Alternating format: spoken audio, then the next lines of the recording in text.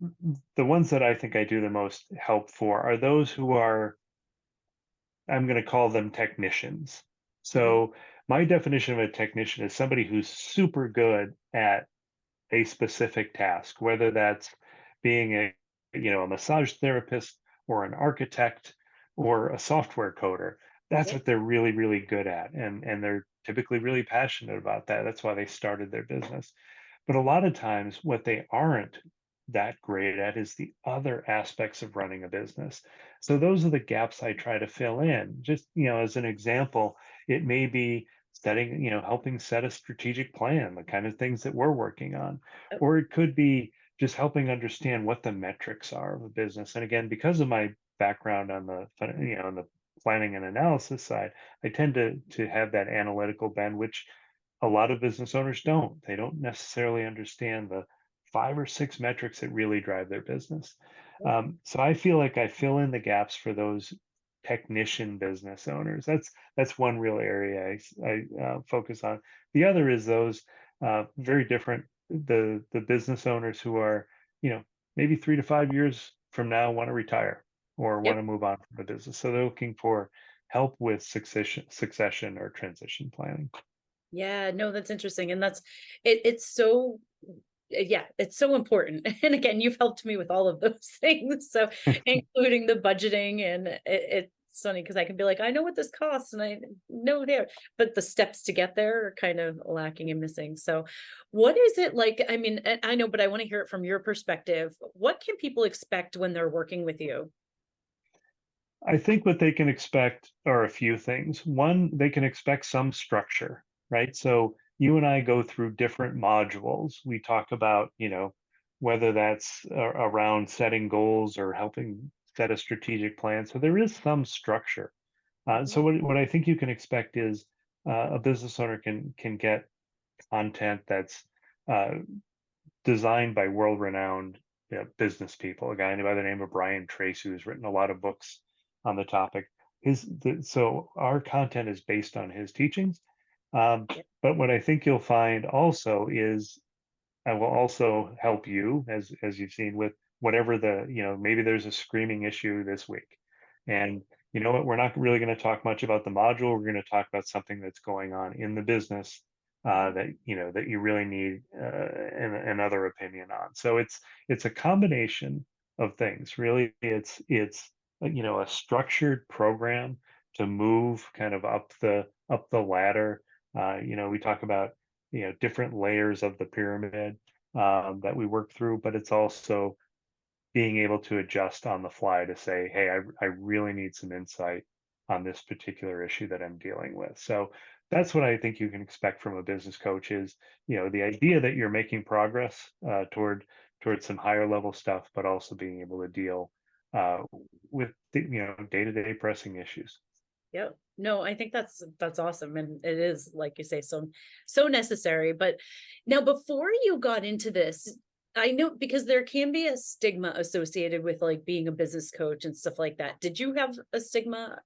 And what I'm getting at is like, what would you say now, kind of transitioning into this role, that you would say to people and tell people about coaching that you would have had a stigma about before getting into it? Yeah, I think part of it is, there's a clear line, but sometimes a blurry line between business coaching and life coaching, right? So it's inevitable that, as a business coach, you're dealing with people's real lives. Um, but I think the stigma was that, it's kind of touchy feely. Let's talk about our feelings, not about.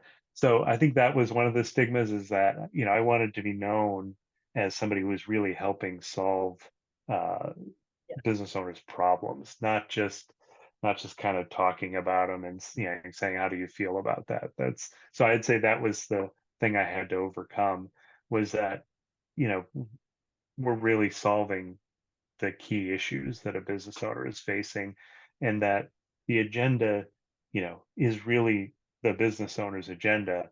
What I'm just providing is some of the structure around how to make progress toward, that business owner being more successful. No, I think that's awesome. And you do bring up a good point of like, that's why, because some people might hesitate to get a coach thinking that it might be like a touchy feely thing. And you're like, no, no. There are life coaches for that and And everything. that's a very valid thing, right? Yes. But we touch on, we try to live in the business and just know that inevitably, life can't be separated, but we tend to focus on what's going on within the walls of the business. Have you found that working with some of your clients, some similar trends are coming up with what you're working on? Uh, in a good way, no. I think every client is different, which is great from my perspective, right? It's not the same old thing. So I would say there are the only trends are the bigger macro trends, and that is, um, you know, interest rates have gotten more challenging. So, raising money, getting a loan gets more difficult. Hiring and keeping great employees is a challenge, right? So those are kind of macro issues. The other one that I'm dealing with that I hinted at earlier is, you know, the business owners that are getting up there that are, don't want to be doing this forever and need some help in their transitioning.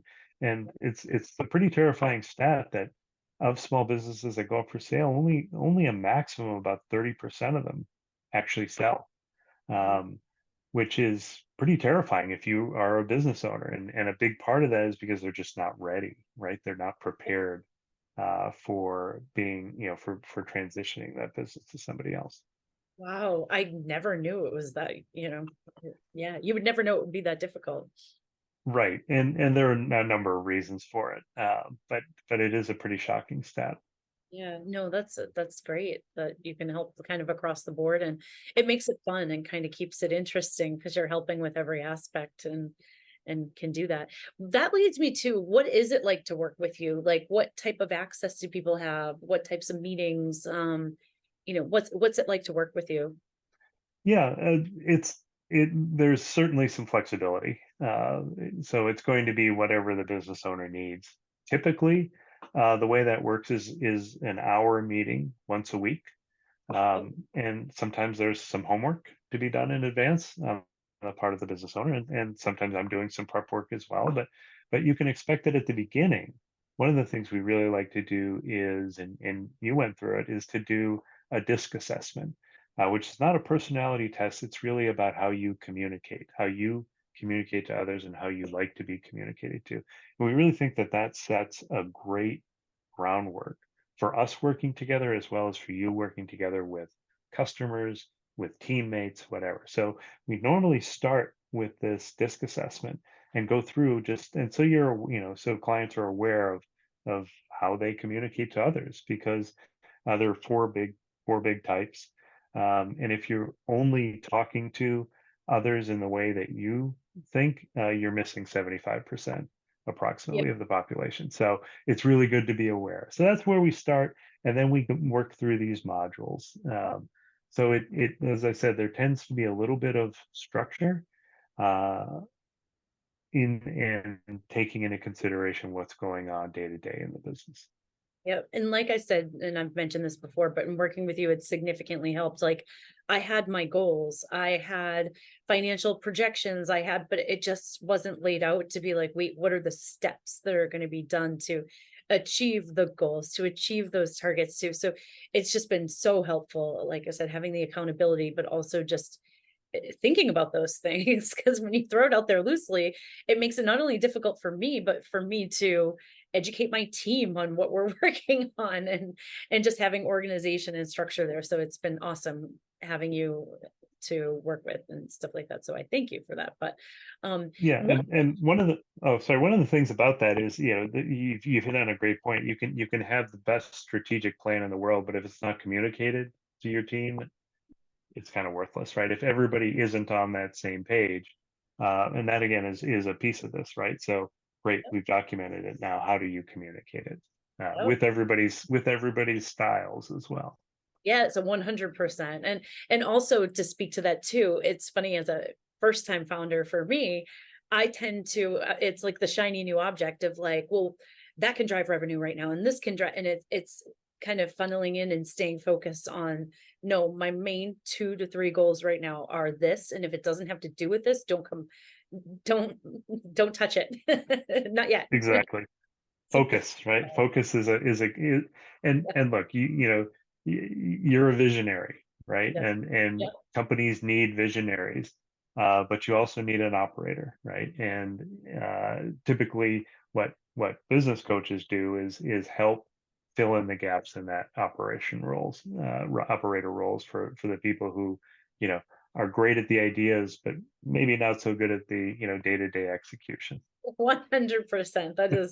That is me to a T for sure. That's why I laugh. I'm like, Say I know generically about myself. visionaries. Yes, that's why I'm out here like daydreaming about 10 years from now. But yeah. Um, no, one question I do have though goes to your whole transition, because even I know leaving corporate for me was hard to go start my own thing. And now you're doing something totally different. What was the biggest challenge for you in making this leap? Because it's hard to do. It, So it is a big change. I think uh, what was the most helpful for me was knowing that over my career I had built up some great relationships with people, and that's what I'm leveraging now. So as much as, you know, being a professional business coach was never my job title. I had done a lot of those things like we talked about, but it was really that I just knew that I had people I could count on. And again, I'm the people where most of my contacts are in corporate, so they're not going to be my clients. I'm targeting small business owners as clients. So I knew they weren't going to be, but I knew that I had their trust, that they liked me, and that if they knew people who could use my services, they would make introductions to me. So that was probably the most uh, that helped me get over the ledge.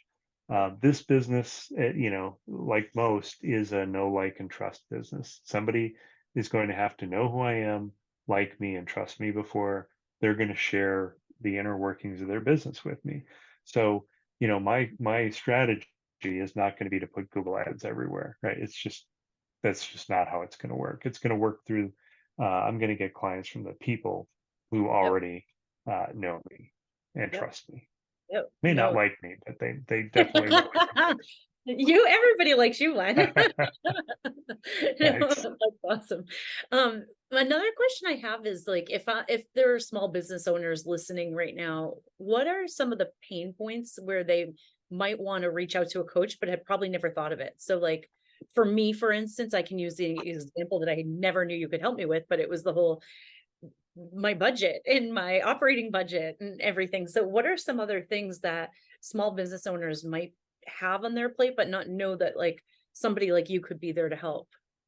Yeah, I think there are a handful of things I can rattle off. One would be, you know, I'd really love to grow my business. I'd really love to double my business. I just don't know how, right? Yep. So that's certainly one of them. It's really just you know, thinking out kind of outside the box as to how you acquire customers. So that might be one thing that might be going through their heads.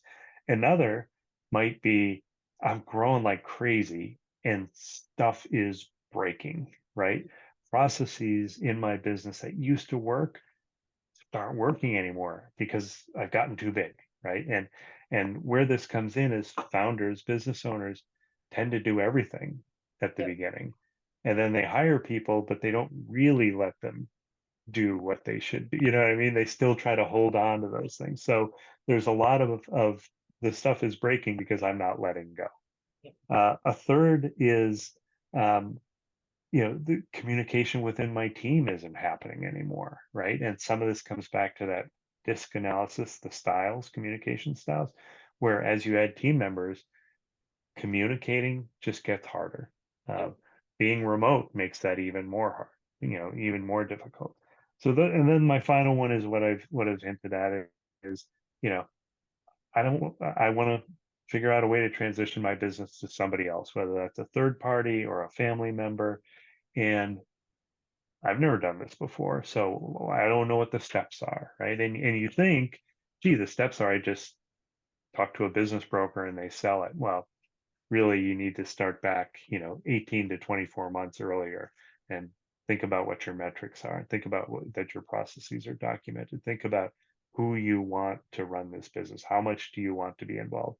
And those are all the kinds of things that I can help a business owner with that they may just not recognize as to like, growing revenue. That's something, yeah, that's probably pretty uh, in the front of your mind, but some of those other things aren't. Like the processes breaking just feel irritating until Yep. you start to realize that I'm spending all this time when I should be being the Yep. visionary.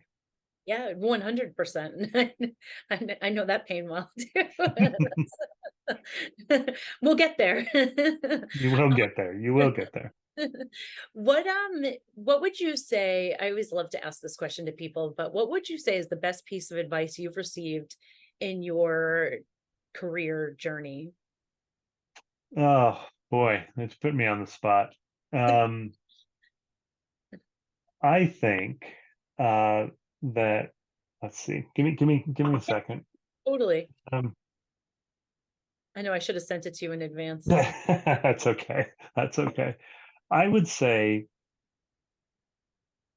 that some of the best advice I got was just around, you know, don't settle, don't just be satisfied with okay.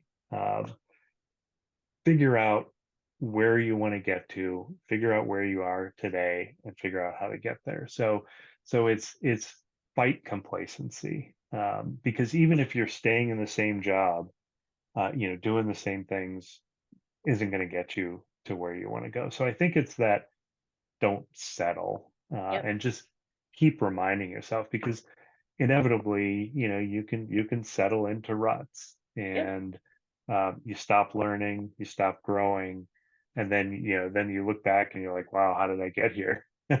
And so it's the continually challenging yourself, I think, was the best advice I got. I don't know who from, probably Yeah. many times over my career, but that's the one that's kind of kept me Yeah. grounded, but you know, but still searching, always searching. Yep. I love that. And then just in closing, what's your favorite part now about being a business coach? I think it's being so closely allied with the success of the clients I work with the business owners. I'm a third generation small business owner, and so I have the passion. Almost every company I work for served small businesses, so to me, it's just I just have such passion for helping them be successful. So that's what I get the greatest sense of satisfaction out of doing what I'm doing now. I used to be a level removed, and now I feel like being here, being in there, being sitting with you, helping you be successful is just I get a huge sense of accomplishment out of. Yeah, and that's just it's so nice too to have uh, it just has been so nice to have a coach to be that sounding board and cheerleader and it goes both ways. So like yeah, that's where it's really really nice. But is there anything else we didn't cover about coaching in general or the industry or anything that you wanted to mention or get out there? I think the thing I would say is, this is not coaching is not a high pressure business. So, if you're interested in talking to a coach, there's seriously no pressure. It can be a very short conversation to see if it's a fit, and if it's not, you just move on. So I would say, you know, if as a business owner you think there are these pieces that just don't feel right, you're working too much, growing not growing fast enough, just have a conversation. So, talk to a business coach and see if they can help you. If they can, great. If they can't, then you just move on. So, don't be afraid of it. It's not. I don't want to disparage any other industry, but it is not a high pressure sell. No, no, 100% no. And it's just if you find yourself looking for help, it can be so useful to meet with somebody like yourself. But I just thank you for coming on and kind of sharing your knowledge and information. And I speak like very highly of you, but it's from personal experience of working with you through my career and also in a business coach function right now. It has been, yeah, like I say, it's just been amazing to work with you and so helpful for me. So I appreciate it. Great. Thanks, Kate. I appreciate you taking the time to talk to or inviting me to talk to you. Yes. Thanks so much. All right. Thank you so much for taking another holistic view of your health with us. I hope you've really enjoyed today's discussion, and as always, take control of your own wellness journey by exploring the practitioners and modalities available near you or on our directory at www.holistichealthcollab.com. Don't forget to subscribe here so you don't miss an episode, and you can also find more holistic health tidbits at Holistic Health Collab on Instagram. Please leave a rating and review to help us reach more people that might need to hear this information. If you have any questions about today's show or any ideas for future episodes, or if you just want to reach out, you can contact me directly, Kate Maslowski, at kate@holistichealthcollab.com. You can just put podcast in your subject line. Again, thank you so much, and I hope you have a great day.